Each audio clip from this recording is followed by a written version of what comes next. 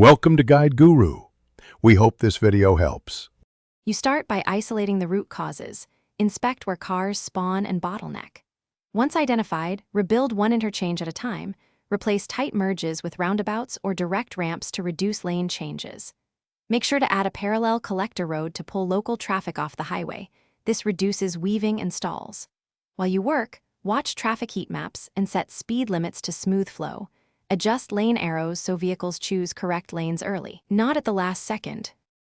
Once done with interchange fixes, focus on lane management and demand reduction.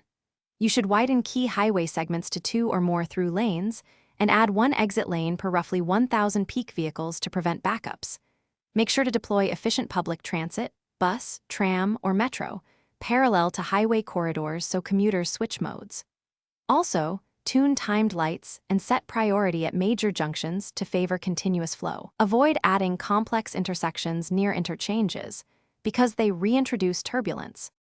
You finish by validating results. Monitor congestion heat maps and check origin-destination flows to confirm vehicles no longer use highways for short trips. Once satisfied, trim local access by adding service roads and limiting direct on-ramps so highways carry through traffic only. If a choke point remains, simplify, toggle lane management, remove and rebuild the suspect segment, or switch to a roundabout. Do one change at a time. If nothing helps, re-examine transit coverage. Increasing capacity often cures stubborn highway jams. Thanks for watching. Consider subscribing if we helped you today.